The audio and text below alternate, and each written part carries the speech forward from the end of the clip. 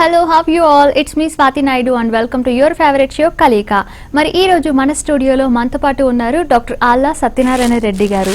మరి మీలో ఎవరికైనా ఎటువంటి సెక్స్ ప్రాబ్లమ్స్ ఉన్నా అలానే మగవారిలో సంతానలేమి సమస్యలు ఉన్నా కూడా వెంటనే స్క్రీన్ పై స్క్రోల్ అయ్యే నంబర్స్ కి కాల్ చేసి డాక్టర్ గారితో మాట్లాడి మీ ప్రాబ్లమ్ కి సొల్యూషన్స్ తెలుసుకోవచ్చు. మరి అలానే మీరు కాల్ చేసినప్పుడు డాక్టర్ గారితో క్లియర్ గా మాట్లాడంటే మీ టీవీ వాల్యూమ్ ని పూర్తిగా మ్యూట్ లో పెట్టి మాట్లాడండి. నమస్తే డాక్టర్ గారు. నమస్తే డాక్టర్ గారు, గర్భిణీ స్త్రీలు సెక్స్ విషయంలో సెక్స్ చేసేటప్పుడు ఎటువంటి జాగ్రత్తలు తీసుకోవాలి? గర్భిణీ స్త్రీలు సెక్స్ చేసేటప్పుడు పెద్ద విశేషమైన జాగ్రత్తలు తీసుకోవాల్సిన అవసరం ఏమీ లేదు. మెజారిటీకి ఏ కష్టం రాదు. ఎప్పుడైనా ఒకసారి గర్భిణీ పోయే పరిస్థితులు ఉంటే మాత్రం సెక్స్ చేయకూడదు. మిగతా వాళ్ళందరూ మొట్టమొదటి 4-5 నెలల పాటు ఏ కష్టం ఉండదు, మామూలు వాళ్ళు చేసినట్లు చేయొచ్చు. కాకపోతే కొంత నెలలు పెరిగే కొందికి వాళ్ళకు ఇబ్బంది అనిపిస్తుంది. రెండోది పొజిషన్ కొద్దిగా తేడా చేసుకోవాల్సి ఉంటుంది. అంటే అందరూ అనుకునేది పైనుంచి మగవాడు ఒత్తిడి చేసినందువలన తన కడుపు లోపల పిల్లకి ఏదైనా దెబ్బ తగులుద్దేమని భయపడుతుంటారు. కానీ గర్భిణీ సంబంధించిన స్త్రీల లోపల గర్భిణీ పొట్ల మీద ఏ విధమైన ఒత్తిడి తగిలినా కానీ అది చిన్న పాపకు తగిలేది కాదు. నడుమధ్యలో చాలా నీళ్లు కుషన్లాగా ఉంటాయి. అందుకోసమని సెక్స్ చేసేటప్పుడు మరీ నెలలు ఎక్కువైన తర్వాత, అంటే 6-7 నెలల తర్వాత పొట్ట పెద్దదిగా ఉన్నప్పుడు ఆ అబ్బాయి పూర్తిగా ఫ్లాట్గా పడుకోకుండా చేతుల మీద ఆనించి 45 డిగ్రీల సెంటీగ్రేడ్ ఇట్లా ఈ విధంగా కనుకుంటే అప్పుడు ఇబ్బంది లేకుండా ఉంటుంది. లేదు, women on the top position కూడా కొంతమందికి సజెస్ట్ చేయడం జరుగుతుంటుంది. మరి సమస్యకి పరిష్కారం తెలుసుకున్నారు కదండి. డాక్టర్ గారు, డెలివరీ అయిన స్త్రీలు బిడ్డకి పాలేయడం వల్ల స్తనాలు జారిపోయే అవకాశం ఏమైనా ఉందా? ఒకవేళ అలా స్తనాలు జారిపోయినట్లయితే వాటిని తిరిగి టైట్నింగ్ చేయడానికి ఏమైనా మార్గాలు ఉన్నాయంటారా? కాన్పైన తర్వాత ఎవరికైనా కానీ అందరికీ రొమ్ములు లావవుతాయి, రొమ్ముల సైజు పెరుగుద్ది. అది చిన్న పాపకు పాలిచ్చేటప్పుడు అదే విధంగా ఉంటాయి. కానీ పాలివ్వటం ఆపేసిన తర్వాత దాని యొక్క ఉద్దేశం తగ్గిపోయి, అంటే లోపల పాలు తయారు కావటం తగ్గిపోయిన తర్వాత దాని సైజు పెద్దదల్లా మళ్ళీ కుంచుకుపోద్ది. అటువంటిప్పుడు అందరికీ కొద్దిగా కిందకు జారటం సహజమైందే. కానీ దాన్ని సరిచేసుకోవటానికి కోసం ప్రయత్నం చేయాలా అనేది వాళ్ళ యొక్క ఫిలాసఫీ మీద ఆధారపడి ఉంటుంది. అంటే ఏమిటంటే తన శరీరం యొక్క తన రొమ్ముల మీద ఉన్న హక్కు తన చిన్న పాపకు మాత్రమే. అటువంటప్పుడు తన సౌందర్యం ఇబ్బంది కలుగుద్ది అని చెప్పి చిన్న పాపకి పాలు పానివ్వటం కానీ, చిన్న పాపకు పాలు ఇచ్చేటప్పుడు ఏ విధమైన జాగ్రత్తలు తీసుకోవటం కానీ చేయాల్సిన అవసరం లేదు. అది సృష్టి నియమానికి విరుద్ధమైంది. కానీ ఒకవేళ కనుక అటువంటిది ఏదన్నా కానీ వాళ్ళు తర్వాత సౌందర్యం పెంచుకోవాలనుకుంటే, ఒకటి పెక్టరాలిస్ ఎక్సర్సైజెస్ అని పైన ఈ ఛాతీ పైన ఎక్సర్సైజులు కొన్ని చేసినందువలన వాళ్ళ గట్టితనం కింద యొక్క మజిల్ గట్టితనం అదే విధంగా మెయింటైన్ అయితే కొంతవరకు నిటారుగా నిలబడినట్టు ఉంటుంది. కానీ కిందకు జారిపోయిన వాటిని పైకి పెట్టడానికి కృత్రిమంగా బ్రాస్లెట్ టైట్ చేసుకోవటం వల్ల మాత్రమే చేయగలరు.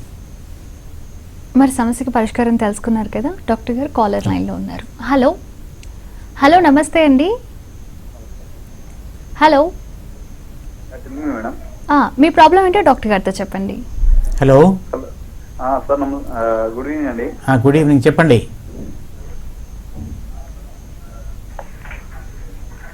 హలో సార్, చెప్పండి. చెప్పండి సార్. ఏమిటి మీ సమస్య, అడగండి. అదే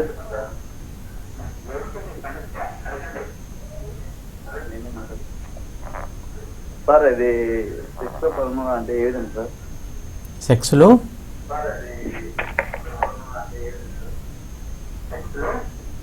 పదమూడు అంటే ఏ విధంగా సార్? సెక్స్లో పాల్గొనాలి ఏ విధంగా అనేది అది ఎవరో పాఠం చెప్పగలిగేది కాదు. అందులో టీవీ షోలో చెప్పడం అనేది సమంజసమైన పద్ధతి కాదు.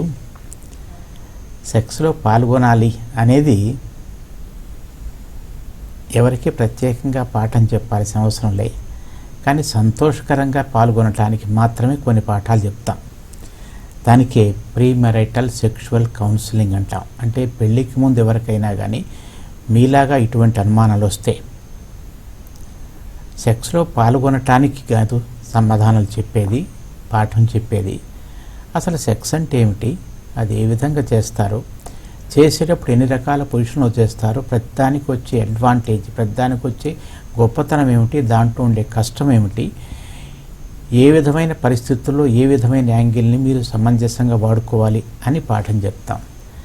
కానీ అది ఇటువంటి టీవీ షోలో చెప్పటం సాధ్యమయ్యే పని కాదు. కాబట్టి మీరు పర్సనల్గా మీకు తెలిసిన డాక్టర్ గారు కానీ లేకపోతే ఒక మాలాంటి సెక్సాలజిస్ట్ను కానీ పర్సనల్గా 1-to-1 కలిసి, అంటే ఎదురెదురుగా కలిసి దాని గురించి వివరం తీసుకోవాల్సిందే. అది ఒక 2 నిమిషాల్లో 3 నిమిషాల్లో చెప్పగలిగేది కాదు, కనీసం 2-3 గంటలన్నా పట్టుద్ది. మరి సమస్యకి పరిష్కారం తెలుసుకున్నారు కదండి. డాక్టర్ గారు నెక్స్ట్ కాలర్ లైన్లో ఉన్నారు. హలో హలో నమస్తే అండి. మీ ప్రాబ్లం ఏంటో డాక్టర్ గారితో చెప్పండి. Hello madam. చెప్పండి. సార్ నమస్తే సార్. నమస్తే, చెప్పండి. సార్ హలో సార్, మేము అనంతపురం నుంచి కాల్ చేసినాం సార్. హలో అడగండి. సార్ నా వయసు 24 సార్. హలో హలో చెప్పండి. సార్ 3 months అంటే మ్యారేజ్ చేసుకోబోతున్నా సార్ నేను. 3 నెలల్లో పెళ్ళి మీకు. పెళ్ళి సార్. వీర్యం తక్కువగా వస్తుంది సార్. మొట్టమొదట వీర్యం తక్కువగా వస్తుందని మీరు అనుకోవటం మీకు తెలియని మాట. అసలు మిగతా వాళ్ళకి ఎంత వస్తుందో తెలియనప్పుడు నాకు తక్కువ వస్తుందని కూడా అర్థం లేని పని. వస్తుందా లేదా, వచ్చేటప్పుడు మీ లోపల స్పందనలు కలుగుతున్నాయా లేవా అని మొట్టమొదటి నిర్ధారణ చేసుకోండి.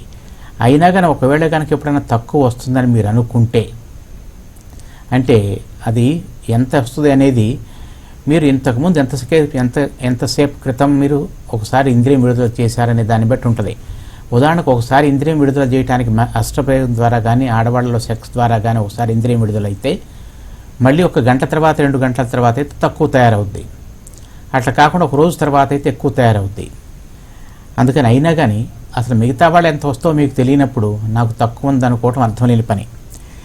మీకు అటువంటి అనుమానం కనుక ఇప్పటికి కనుక ఉంటే ఒకసారి 2 రోజుల పాటు హస్తప్రయోగం చేయకుండా 2-3 రోజుల స్టాకును తీసుకుపోయి కనుక రక్త పరీక్ష రిపోర్ట్ చేసే దాంట్లో అంటే సెమెన్ అనాలిసిస్ కనుక చేయించుకుంటే దాంట్లో వాల్యూమ్ తెలుస్తుంది.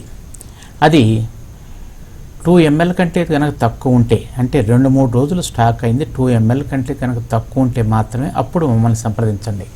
లేకపోతే సంప్రదించాల్సిన అవసరం లేదు. అంటే మామూలుగా ఎంత ఉంటుందో మీకు తెలియదు కాబట్టి మీకు వచ్చింది తక్కువ అనుకుంటున్నారు. ప్రతి ఒక్కళ్ళు తనది తక్కువ, తను మిగతా వాళ్ళకంటే తక్కువ అనుకోవటం అది తన యొక్క భయానికి గుర్తు.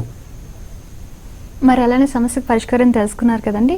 మరి మీరు కాల్ చేసి డాక్టర్ గారితో మాట్లాడేటప్పుడు మీ టీవీ వాల్యూమ్ని పూర్తిగా మ్యూట్లో పెట్టినట్టయితే ఎటువంటి డిస్టర్బెన్స్ లేకుండా డాక్టర్ గారితో మాట్లాడొచ్చు. డాక్టర్ గారు నెక్స్ట్ కాలర్ లైన్లో ఉన్నారు. హలో హలో హలో నమస్తే అండి. మీ ప్రాబ్లం ఏంటో డాక్టర్ గారితో చెప్పండి. నమస్కారం సార్. హలో హలో సార్ నమస్కారం. నమస్కారం, చెప్పండి. హలో సార్, అయితే మాకు చిన్న సమస్య సార్. సార్ నేను మా పక్కింటి ఆంటీతో సెక్స్లో పాల్గొంటాను రోజు. అయితే సార్ సెకండ్ రోజు నుంచి మా ఆంటీ నా అంగాన్ని నోట్లో పెట్టి చప్పరిస్తుంది. అట్లా రోజు కంటిన్యూ చేస్తుంది. కానీ తర్వాత ఎప్పుడు నోట్లో పెట్టుకోవడం అలవాటు అయిపోయింది. కానీ మామూలుగా అంగం సంభించడం లేదు. నోట్లో పెట్టుకొని చేస్తేనే సెక్స్ చేసి డైరెక్ట్ సెక్స్ చేయలేకపోతున్నాము. ఫస్ట్ నోట్లో పెట్టుకొని చప్పరించిన తర్వాత సెక్స్ చేయగలుగుతున్నాం, డైరెక్ట్ సెక్స్ చేయలేకపోతున్నాం. అట్లా అలవాటు అయిపోయింది. నాకు ఈ సమస్య పెళ్ళైనాక కూడా కంటిన్యూ ఉంటుందా? అవును, అయ్యే అవకాశం ఉంది. అంటే ఏమిటంటే మనం చిన్నప్పటి నుంచి ఏ విధంగా నేర్చుకుంటున్నాం అనేది. అంటే ప్రతి ఒక్క మనిషికి చిన్న వయసు వాళ్ళందరికీ ఒక అంగం గట్టిపట్టడానికి ఒక ప్రేరణ అనేది కావాల్సి ఉంటుంది. ఆ ప్రేరణ ఎట్లా వస్తుంది? ఒక అమ్మాయిని చూసినప్పుడు కానీ, ఆలోచన చేసుకున్నప్పుడు కానీ, సెక్స్ పరమైన ఆలోచన చేసుకున్నప్పుడు కానీ వస్తుంటుంది. కానీ మీరేమిటంటే స్వతహాగా వచ్చే ఆలోచనని పక్కకు పెట్టి మీ అంగాన్ని ఒక వైపు నుంచి, అది చేతి నుంచి కానీ నోటి నుంచి కానీ ఉద్రేకపరుచుకోవటాని కోసమని మీరు అలవాటు పడిపోతున్నారు. ఇటువంటి అలవాటు కొన్ని రోజులు ఫిక్స్ అయిందనుకోండి, తర్వాత అది లేకుండా చేయలేకపోతారు. అంటే ఏమిటంటే మీకు అంతవరకు, అంటే ఒక చిన్న వయసు పిల్లవాడికి వాళ్ళకి ఉద్రేకం రావటానికి కోసమని అంగం ప్రేరేపించాల్సిన అవసరం లేదు. మానసిక సంబంధించిన ప్రేరణ చాలు, అంటే తలలోపల ఉండే ఆలోచన మాత్రమే చాలు. అట్లా కాకుండా మీరు మీ యొక్క సెక్స్ చేయటానికి కోసమని ఒక బయట నుంచి సాయం తీసుకుంటున్నారు.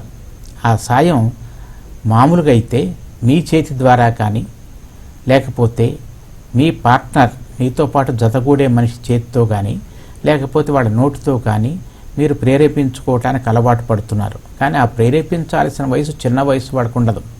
అంటే కొంత వయసు మీరిపోయిన తర్వాత 50-60 సంవత్సరాల వయసు వచ్చిన తర్వాత డైరెక్ట్గా చేతితో ప్రేరేపిస్తే కానీ గట్టితనం రాని పరిస్థితి రావచ్చు. మీరు ఈ విధంగా మీరు మానసికంగా ఈ విధమైన ప్రేరణ ఉంటే తప్పితే నాకు గట్టితనం రాదు అని మీ మనసు లోపల నిర్ధారణ చేసుకుంటున్నారు. అంటే ఫిక్స్డ్ అంటాం. ఇది మంచి పద్ధతి కాదు. దాని నుంచి బయటపడటానికి కోసమని మొట్టమొదటి మీరు చేసుకోవాల్సింది ఏమిటంటే, నిజంగా మీకు సెక్స్ సంబంధించిన కష్టం ఉందా అంటే, ఒక్కోసారి గట్టితనం తగ్గే పరిస్థితి వచ్చినా కానీ పూర్తి స్థాయిలో మీకు గట్టితనం రాకపోయినా ఆ గట్టితనం తెప్పించడానికి కోసం ఒక ప్రేరేపణ కావాల్సి వస్తుంది. మీకు అటువంటిదా, లేకపోతే మీరు మానసికంగా ఒక ఫిక్స్ అయిపోయారా, అది కనుక చేస్తే తప్పితే నాకు గట్టితనం రాదు అని ఫిక్స్ అయిపోతుంటారు కొంతమంది. దీన్ని నిర్ధారణ చేసుకోవడానికి మీరు సెక్సాలజిస్ట్ను కలవాల్సిందే. ఒకసారి టైం తీసుకుని వచ్చి పరీక్ష చేయించుకోండి. లేకపోతే పెళ్ళైన తర్వాత మీరు ప్రతిరోజు అదే పని చేయమని కోరుకుంటారు. మరి సమస్యకి పరిష్కారం తెలుసుకున్నారు కదండి డాక్టర్ గారు. నెక్స్ట్ కాలర్ లైన్లో ఉన్నారు. హలో నమస్తే అండి. మీ ప్రాబ్లం ఏంటో డాక్టర్ గారితో చెప్పండి. హలో సార్, ఇప్పుడు నాకు ఒక 5-6 సంవత్సరాల నుంచి అద్భుతంగా ఉన్నది. దానివల్ల పింపుల్స్ ఎక్కువ వస్తాయా? ముఖాలు కాయి లేయడం కానీ, ముఖం పింతలు పడడం కానీ అలాంటివి ఏమన్నా అలా వస్తాయా? వినండి, హస్తప్రయోగం వల్ల పింపుల్స్ రావటం అనేది ఉండదు. అంటే మీకు మొట్యాలు వచ్చే వయసు, హస్తప్రయోగం చేసే వయసు ఒకటే. అంటే ఎవరికైనా కానీ మొట్యాలు వచ్చే వయసు ఎట్లా ఉంటుంది? అవి 16 నుంచి 20-25 సంవత్సరాల వరకు వస్తుంటాయి. సెక్స్ సంబంధించిన కోరికలు ఉధృతంగా ఉండేది, కోరికలు తీర్చుకోవటానికి మనిషి దొరకని వయసు అదే. అంటే రెండు ఒకేసారి కలిసి వస్తాయి. కానీ హస్తప్రయోగం వలన మొట్యాలు రావటం కానీ, మొట్యాలు రావటం వల్ల హస్తప్రయోగం చేసుకోవటం కానీ జరిగే పని కాదు. రెండు ఒకేసారి వస్తుంటాయి కాబట్టి దీని నుంచి అది వచ్చిందేమని భ్రమపడుతుంటారు అంతే. దానికి దీనికి ఏ సంబంధం లేదు. మొట్యాలు మీరు కనుక హస్తప్రయోగం మానేసినంత మాత్రాన మొట్యాలు రావటం తగ్గవు, చేసుకున్నంత మాత్రాన మొట్యాలు రావటం పెరగవు. కాబట్టి దీనికి దానికి సంబంధం లేదు. దేని దోవ దానిదే. రెండు ఒకేసారి కలిసి వచ్చే వయసు మీదంతే. మరి సమస్యకి పరిష్కారం తెలుసుకున్నారు కదండి డాక్టర్ గారు. నెక్స్ట్ కాలర్ లైన్లో ఉన్నారు. హలో నమస్తే అండి. హలో నమస్కారం సార్. నమస్కారం, చెప్పండి. హలో సార్, నమస్కారం అండి. నమస్కారం, చెప్పండి. సార్, మేము భార్యాభర్తలము కలుసుకున్న తర్వాత సెక్స్ లో పాల్గొన్న తర్వాత మా మిస్సెస్ గారు 5-6 నిమిషాల వరకు యూరిన్ వెళ్తున్నారండి. ఆ యూరిన్ లో కూడా మీరేం కూడా పడిపోతుంది సార్. అయితే మాకు మ్యారేజ్ కూడా 5 years అవుతుంది. అయితే మాకు ఇంకా సంతానం అనేది కలగట్లేదు సార్. మాకు అపోహ ఏంటంటే వీర్య కణాలు వీర్యం కూడా పడిపోతుంది కదా, వీర్యం అనేది అండాలకు అభివృద్ధి చెందుతుందంటగా. వినండి, ఎంతసేపు వరకు మీరు అడిగిన ప్రశ్న చాలా తేలికైంది, అందరికి అర్థమయ్యేదేనే. అంటే భార్యాభర్త కలిసినప్పుడు వీరి ఇంద్రియం లోపల పోకుండా బయట వచ్చేస్తుంది, అందువల్ల నాకు పిల్లలు కలగట్లేదు అనుకుంటున్నారు. ఇది కరెక్ట్ అయిన మాట కాదు. భార్యాభర్త కలిసిన తర్వాత మీరు వదిలేసిన ఇంద్రియం అంతా వెంటనే లోపల గోడలకు అతుక్కుపోయి ఉంటుంది. అవసరమైనంత అంటే కణాలు ఉంది, ఇంద్రియం లోపల కణాలున్న పార్ట్ వేరు, ఒట్టి నీరు లాంటి పార్ట్ వేరు. నీరు లాంటిది మాత్రం బయటకు వస్తుంటుంది. కణాలైన అన్నీ ఎప్పటికప్పుడు పైకి యోని గోడలకు అంటుకుని పైకి పోతూనే ఉంటాయి. కాబట్టి బయట భార్యాభర్త కలిసిన తర్వాత ఇంద్రియం బయటికి పోయి దాని నుంచి పిల్లలు కలగట్లేదు అనేది మాత్రం కరెక్ట్ అయిన మాట కాదు. మీకు పిల్లలు కలగకపోవటానికి ఇంకా వేరే కారణం ఉండొచ్చు. మీ ఇంద్రియంలో పటుత్వం లేకపోయినా కానీ, లేకపోతే మీ భార్యకి ఏదైనా కానీ గుడ్డు తయారు కాకపోవటం, ఇటువంటి పిల్లలు కలగకపోవటానికి వేరే కారణం ఉంటుంది. కానీ మీ ఇంద్రియం బయటకు వచ్చింది, అందువల్ల నాకు పిల్లలు కలగట్లేదు అనేది మాత్రం కరెక్ట్ కాదు. దానికి దీనికి ఏ సంబంధం లేదు. ప్రతి ఒక్క మనిషికి వదిలేసిన ఇంద్రియం లోపలికి పూర్తిగా పోవటం అనేది జరిగే పని కాదు, అంతా బయటికి రావాల్సిందే. కొంతమందికి వెంటనే వచ్చేస్తాయి, కొంతమందికి 5-10 నిమిషాల తర్వాత వస్తాయి, కొంతమంది లేచి నడిచినప్పుడు వస్తాయి, కొంతమంది తెల్లవారి పొద్దున బయటకు వస్తాయి. ఏదో విధంగా బయటికి రావాల్సిందే. లోపల మీరు వదిలేసిన ఇంద్రియం మొత్తం లోపల 99.9% బయటకు వచ్చేసేదే. బహు కొద్ది శాతం మాత్రమే, అంటే మీరు వదిలేసిన ఇంద్రియం లోపల ఒక 1000 వంతో 1,00,000 వంతో మాత్రం లోపలికి పోద్ది, మిగతా అంతా బయటకు వచ్చేసేదే. కాబట్టి దీని గురించి ఆలోచన చేయాల్సిన అవసరం కానీ, భయపడాల్సిన అవసరం కానీ, దానికి టెక్నిక్లు కానీ, లేకపోతే దానికి కరెక్ట్ అయిన కొత్త పొజిషన్లు కానీ చేసుకోవాల్సిన అవసరం లేదు. చేసుకున్నా చేసుకోకపోయినా వచ్చే ఫలితం ఒకటే.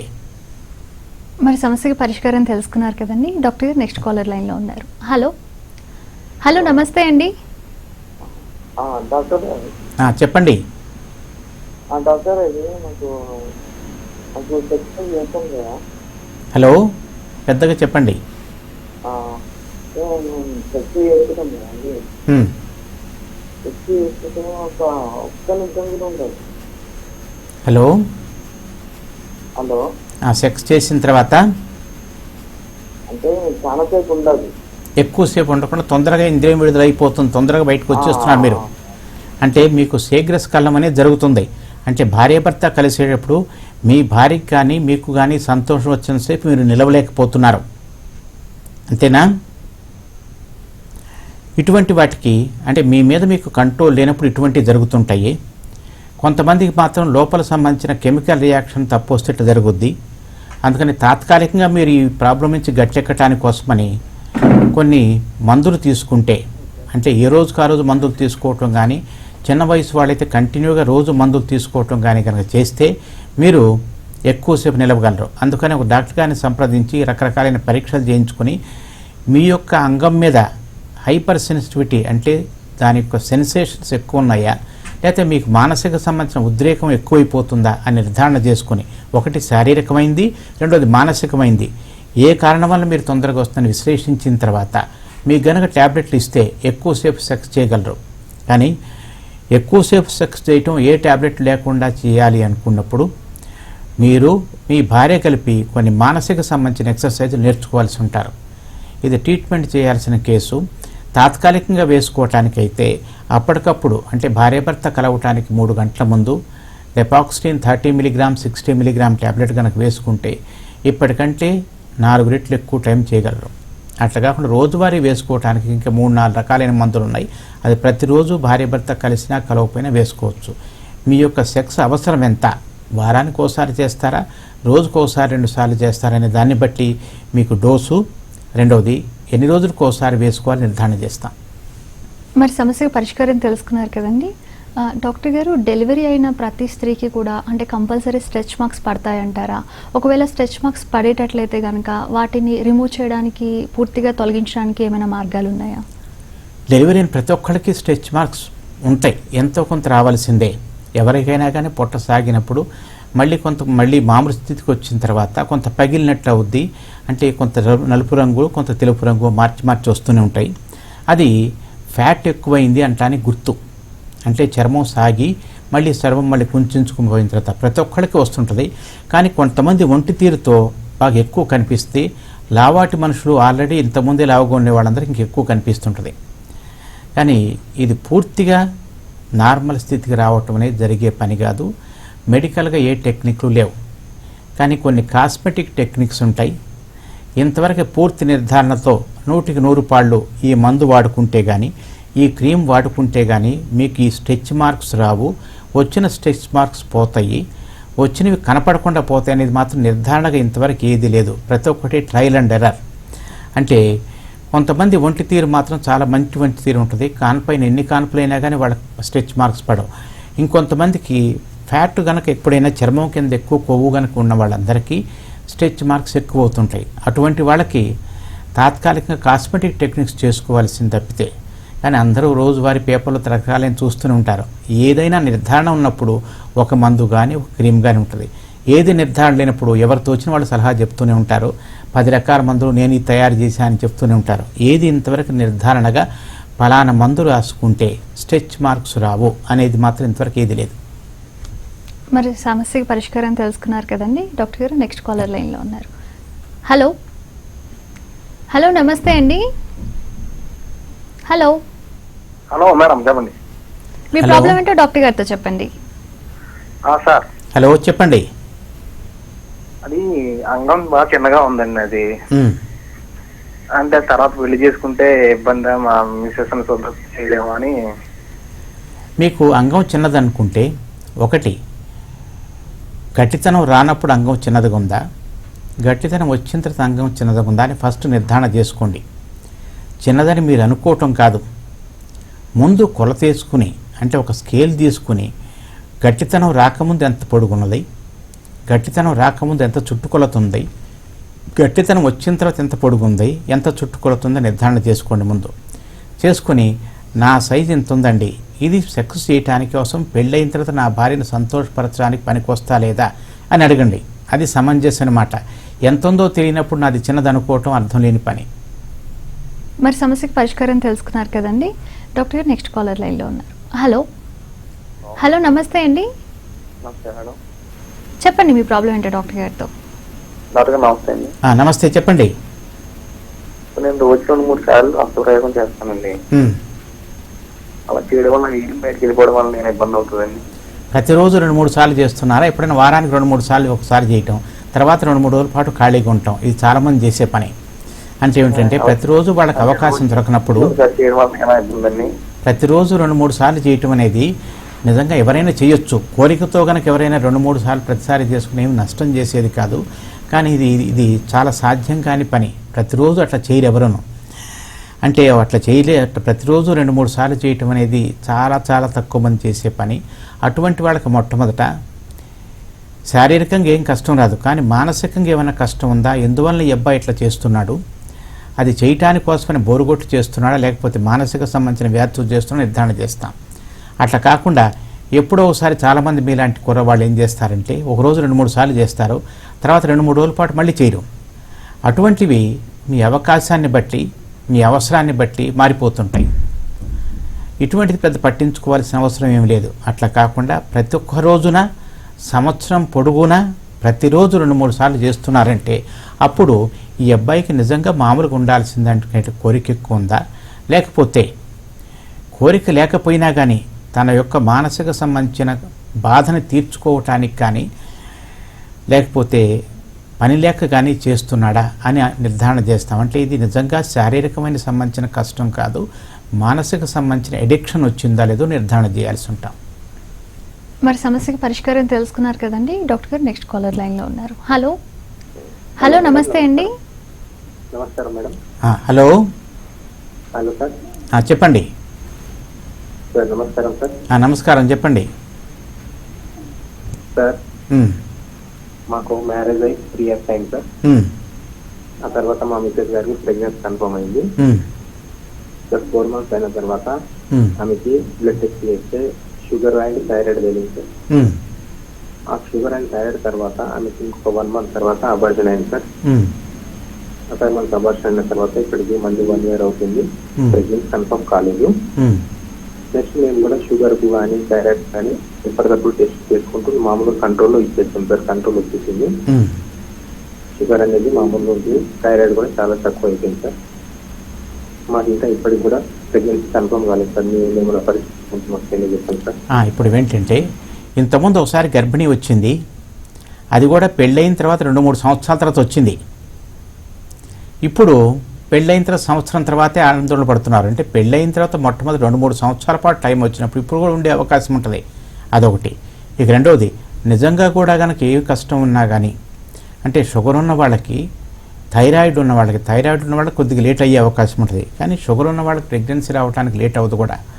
కానీ ఒకవేళ ఇట్లా ఎక్కువ రోజుల పాటు అంటే 1 సంవత్సరం తర్వాత కూడా గర్భిణీ రాలేదంటే మీకు పోయినసారి గర్భిణీ పడిపోయినప్పుడు కానీ గర్భిణీ తీసినప్పుడు కానీ లోపల ఏదైనా ఇన్ఫెక్షన్ వచ్చి ట్యూబ్స్ బ్లాక్ అవుతాయి ఒక్కోసారి. ఆ ట్యూబ్ బ్లాక్ అయిందో లేదో మొట్టమొదటి నిర్ధారణ చేసుకోండి. ఎందుకంటే షుగర్ జబ్బు ఉన్న వాళ్ళు మైల పోయేటప్పుడు ఏ కొద్ది ఇన్ఫెక్షన్ వచ్చినా కానీ ఇన్ఫెక్షన్ లోపలికి అంటి పిల్లలు పుట్టే సంచి పక్కన ఉన్న ట్యూబులు మూసుకుపోతాయి. రెండవది, లోపల ఇన్ఫెక్షన్ రావచ్చు, అంటే మానవ లోపల కానీ మిగతా ఏరియాలో కానీ ఇన్ఫెక్షన్ రావచ్చు. అటువంటి వాళ్ళకి కొన్నాళ్ల పాటు పిల్లలు ఆలస్యం అయ్యే అవకాశం ఉంది. అందుకని మీరు ఒక ఎస్ట్రోసాల్పింగ్రఫీ అనే ఒక ఎక్స్రే ఫోటో తీయించుకోండి. ఇక రెండవది, నెల కరెక్ట్ బయట ఉంటుందా, హార్మోన్లు సమతుల్యంలో ఉంటున్నాయా లేవా, అంటే హార్మోన్ బ్యాలెన్స్లో వస్తున్నాయి లేదని హార్మోన్ సంబంధించిన టెస్ట్ చేయించుకోవాలి. ఇది బయట ఉన్న మొదటి రోజు రెండో రోజు కానీ చేయించుకోవాలి. ఎక్స్రే ఫోటో అంటే ఎస్ట్రోసాల్పింగ్రఫీ అనే ఎక్స్రే బయట ఉన్న తర్వాత 7వ రోజు 10వ రోజు మధ్యలో చేయించుకోండి. దాని తర్వాత బయట ఉన్న 14వ రోజున సుమారు ఆ టైం లోపల ఆ అమ్మాయికి ఇంద్రియం అది అండం తయారవుతుందో లేదో నిర్ధారణ చేసుకోండి. ఈ 3 టెస్టులు చేయించుకున్న తర్వాత కారణం ఏమిటి అని నిర్ధారణ చేయొచ్చు. ఇక రెండోది, ఇవన్నీ చేయటానికి ముందు మీరు ఒకసారి ఇంద్రియం పరీక్ష చేయించుకోండి.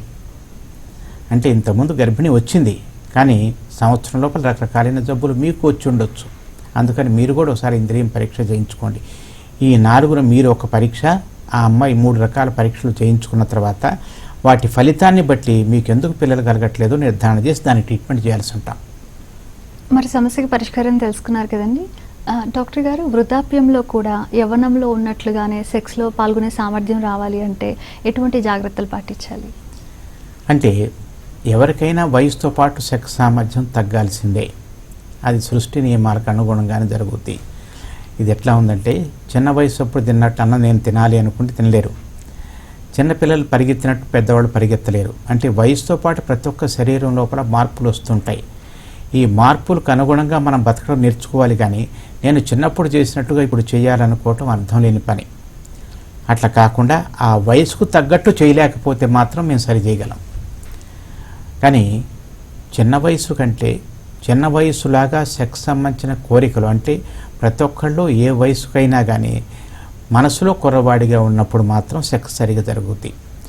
రెండోది, వాళ్ళ పార్ట్నర్ కోఆపరేషన్ ఇస్తుంటే మాత్రం సెక్స్ బాగానే జరుగుతుంటుంది. అంటే కావాల్సిన అంటే మనసును తాజాగా ఉంచుకోవటం, అంటే కొత్త దాని గురించి స్వాగతం చేసే మనస్తత్వం ఉండటం, భార్యాభర్త సెక్స్ సంబంధించిన దాంట్లో సంతోషం పొందటం, మొదటి నుంచి ఎక్కువసార్లు సెక్స్ చేస్తూ ఫ్రీక్వెంట్గా సెక్స్ చేస్తుండేవాళ్ళు జీవితాంతం ఎక్కువసార్లు సెక్స్ చేస్తూనే ఉంటారు. అంటే మొట్టమొదటి నుంచి సెక్స్లో చురుగుగా పాల్గొనటం, అలవాటు పడిపోవటం, దాని తర్వాత ఏ రోజున ప్రతి ఒక్క దాంట్లోనూ కొత్తగా ఎక్స్పెరిమెంటేషన్ చేయటం, మనుషులు ఎక్స్పెరిమెంటేషన్ చేయటం కాదు, మీ పార్ట్నర్తోనే ఎక్స్పెరిమెంటేషన్ చేయటం కనుక చేసుకుంటే, అంటే ఇవాళ ఈ టెక్నిక్ ఉన్నది, దాన్ని కొద్దిగా మెరుగుపరుచుకోవడానికి ఏ విధంగా మనం ఉండాలి అనేది కనుక చేసుకుంటూ పోతుంటే ఎన్ని రోజులైనా కానీ మీ లోపల స్పార్క్ను అదే విధంగా ఉంచుకోగలరు. మరి సమస్యకి పరిష్కారం తెలుసుకున్నారు కదండి. అండ్ థ్యాంక్ యూ డాక్టర్ గారు. ఈరోజు మన కలీకా షోలో కాలర్స్ అడిగిన క్వశ్చన్స్ అన్నిటికీ చాలా చక్కని పరిష్కారాలు తెలియజేశారు. థ్యాంక్ యూ అండి. చూసారు కదండి, ఇది ఇవాళ మన కలీకా షో. అలానే కాల్ చేసి సమాధానాలు తెలుసుకున్నారు కదా. నెక్స్ట్ ఎపిసోడ్లో మళ్ళీ కలుద్దాం. అంతవరకు చూస్తూనే ఉండండి నెంబర్ 1 న్యూస్ ఛానల్. నేను మీ స్వాతి నాయుడు. Thank you. నమస్తే.